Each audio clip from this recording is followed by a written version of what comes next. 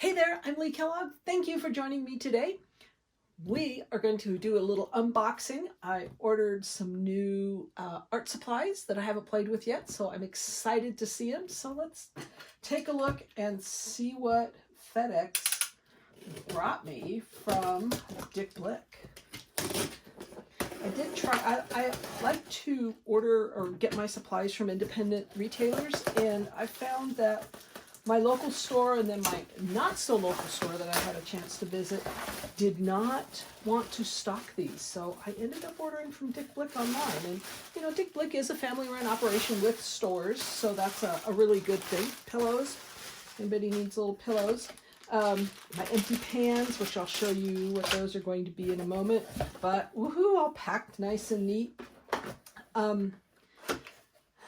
Daniel Smith gouache. I am like super excited. There's one of my watercolors I ordered. Oh, I'm pulling out my refill watercolors. I've got a couple of new colors and some restocks on my watercolors.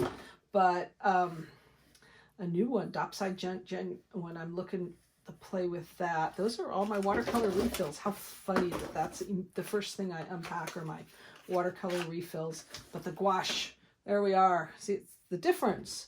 You can see the difference, and this one's a Primatech, so it's got the minerals in it, which I like. I like the granulation. So Daniel Smith extra fine watercolors, the Daniel Smith Primatech. It's got the P on it, means it's got the minerals, the rocks in it, and then the gouache with a little different. The flower's a little different on the gouache versus the watercolor. So I'm going to go play with the gouache.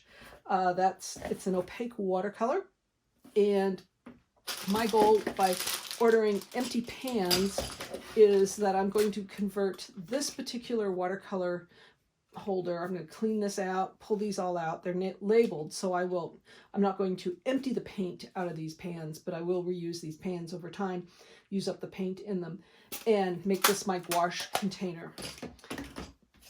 So I'm going to go play, and we'll be back with some demo, or I'll show you all the colors once they're all unpacked. Unboxing of all my gouache tubes, and it's sort of kind of exciting. I just ordered one of each, mainly because I haven't played that much with the gouache. I've played a little bit. I've got a few colors that I've played with, and that's what inspired me to make this order and play with these, do some more work with gouache, because it gives you the ability to build layers on top of each other. So gouache does not have the translucency that watercolor does, and it is water soluble, so you can move it around and put it in a palette, like I was saying, putting it in, say, this palette to carry around with me and use at various locations.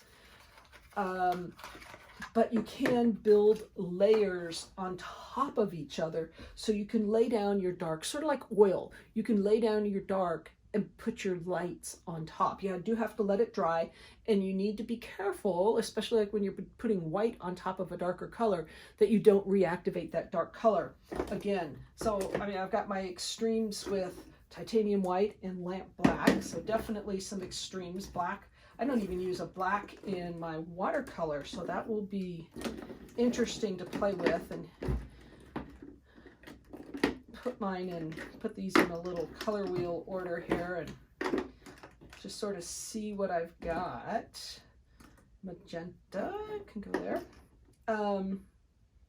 So there we are. So there's all the tubes sort of laid out. We're gonna go have fun. So I'm gonna be squirting stuff out into pans and topping up some watercolors actually too with the watercolors I re-ordered, and we'll do a demo.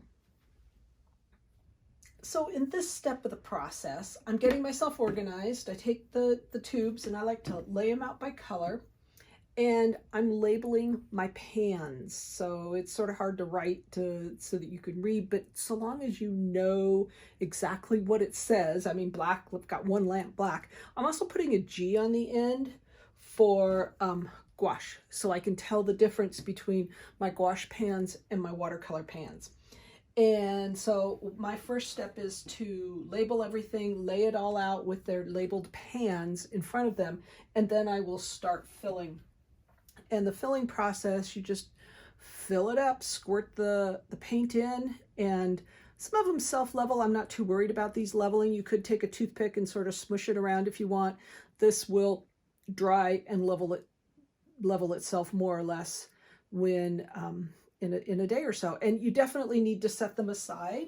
And so my recommendation is to either spread them out on a table that you're not going to work on for a day or two, or to put them on a tray. I need to grab a tray that I will line all these filled pans up in, so I can move them out of off my work table, so I can continue to do things today. But Sharpie pen is your friend for labeling your little pans. And this is the most economical way to go if you know you like the colors and you know what you're doing, because this tube is like, some of them are $11, some of them are $13, $14, just depends on the color and the pigments. And you get a dozen of these for like $7. So it's not that expensive, and maybe even less. And you just fill them in, and then you can rearrange. You can buy empty tins. This tin was actually empty when I bought it. And so I will be pulling these watercolors out. This whole tray actually comes out, and I'll be pulling these watercolor ones out, and they are labeled also, and they'll go into my watercolor bin for future use. All laid out and ready for work. So I'm going to start filling the pans. One thing I need to get handy, actually I need to get this cleaned off first, because frequently when you open these, like this one's got a little dent, a lot of times the paint will just start spoofing out and you'll have a lot of extra paint. And the other thing I like to do while I'm doing this is make my color chart. So I'm going to step out, clean this, tidy up this tin, because this is where these guys are ultimately going to go, because that way I can use, if I get extra paint, I can put blobs on the lids and utilize that when I'm working. So, but everything is labeled on the side and the bottom, G on one end, so I know that it's a gouache paint, and I'm pretty much ready to go. So I'm going to go clean up this tin, and then we'll be back I'll show you how to fill a pan. All right, we're ready to start filling trays.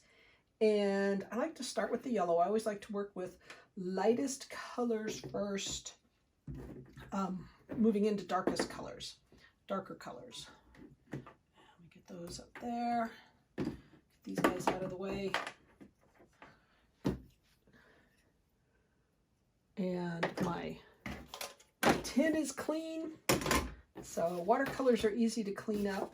I've got a sheet of paper here to start a swatch palette. And the other thing I like to do is clean out the lids so that my colors the paint doesn't seize up and stick to the threads.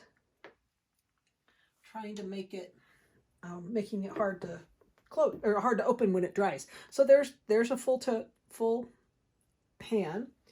And I'm just going to stick it up there.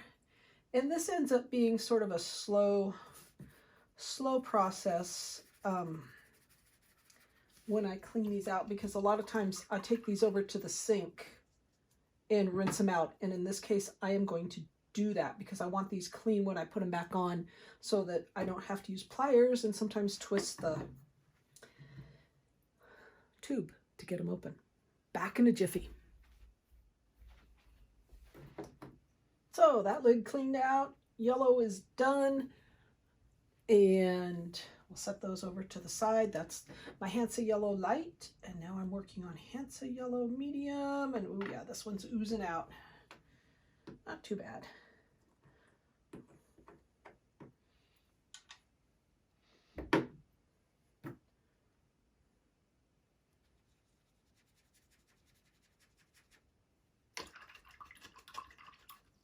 I always feel bad, like I'm wasting all this paint, and I can see if I can get it on here, but it's like a lot. All right, so we have our colors all in their pans, And I've got a swatch sheet. I started out on a 6x9 sheet and rapidly outgrew that, so I had to make a bigger one. And once they're dry, because that one got a little wet, I will label that. I like to keep my sheets handy and up. Let's do a quick demo of the gouache, and I'm going to get you a little closer so you can see what I'm working on. Alrighty, so I'm using watercolor paper. It is 300 grams per square meter, which I think is about 140 pounds. That's a good nice weight. This is not expensive watercolor paper. It's just inexpensive, basic play around stuff. Gouache, when you're building your layers, it works if they dry, and many times even when working with like watercolors, you want to work light to dark. In gouache, you're going to start, say if your background's light, you need to put your background down, and then you can do your dark over that. So let's start with just a little bit of a pale blue sky of sorts. And you can give gouache a real nice watercolor effect. Just all nice, just get it wet, smush it around.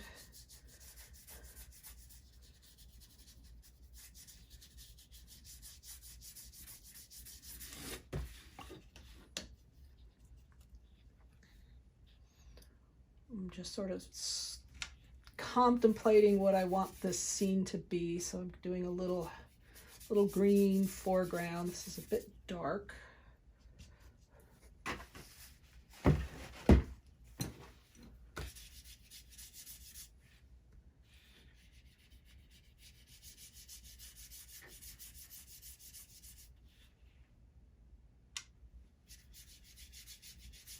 And you can mix gouache paints just like watercolors.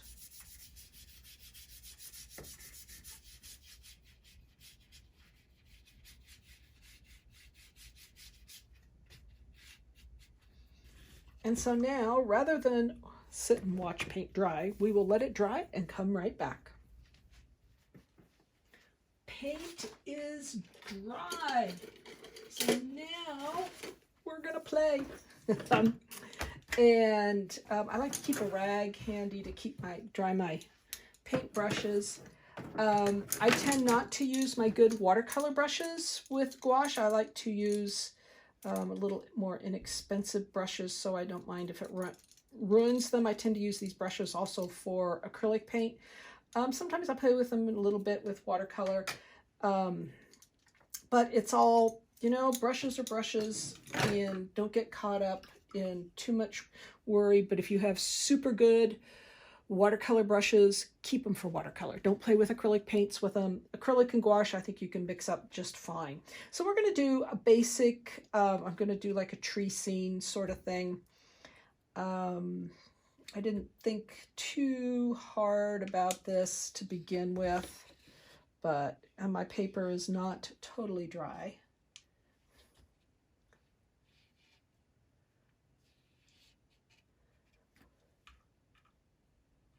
And wet paint is always interesting to get your fingers in.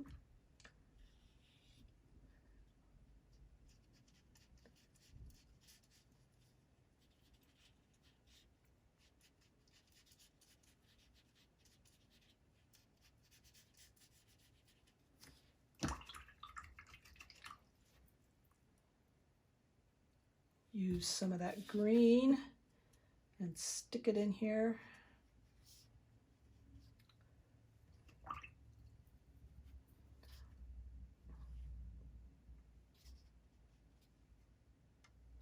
Once again, this paint's not completely dry, so it likes to blend, and you got to watch about creating mud. You can see by painting on this one, I definitely have got a mud situation going here.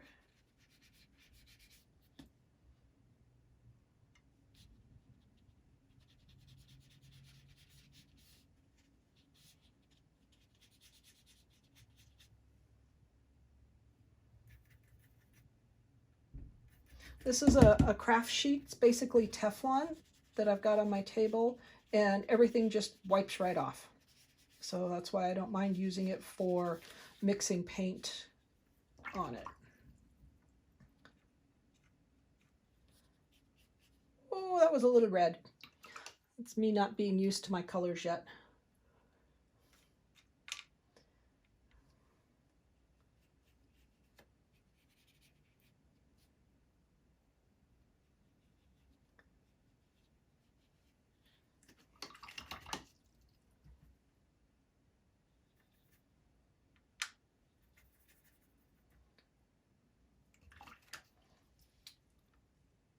You always try to keep your white clean. I want to add a little white. I want a little gray.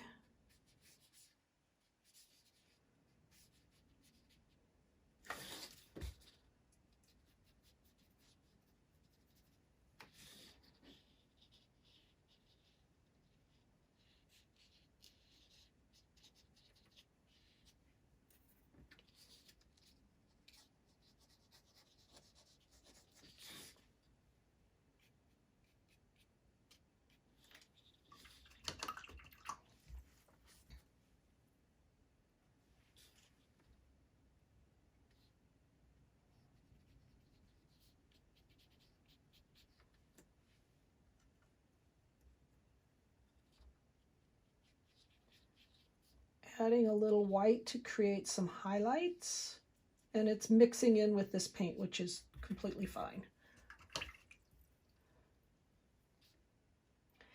And the gouache, sometimes it's for some cases it's nicer to use it fresh, like I'm doing here, rather than once this dries you have to wake it up again. But real quick, simple, you know, not much going on here, real quick and simple, like I said, but you can see the layering with the gouache and the ability to add the dark and create some nice highlight lines that I really like the ability of this to do this sort of thing with that you don't get with watercolor. So there we are, Adventures with Daniel Smith Gouache today. So thank you for sticking around to the end of the video. You learned a bit about gouache. You got to see the new Daniel Smith gouache colors because these just came out 1st of 2023. And my quick little demo, but you also learned about filling pans to put in your own tins. So it's super easy to do, super economical, avoids a lot of waste. You know, it allows you to choose your colors so you don't have to buy a fixed pan. So if you like this, subscribe to this channel. Be sure to get the notifications and leave me a comment if you want. I will respond. And I also do a monthly newsletter called Creativity Monthly. You can sign up on my website. And while you're on my website, sign up for the newsletter and take the survey for a tour, because I am launching this new sort of side in-person class where we go out to cities or wild urban areas, wild areas, depends on the trip, and sketch what we see. And so it'll be a lot of hands-on instruction, slow pace, time to paint, time to learn, and you get to meet new people who have similar interests and make new friends. So take the survey, it's on my website, and sign up for the newsletter. Thank you so much. Stay creative, stay inspired, and I will see you next time.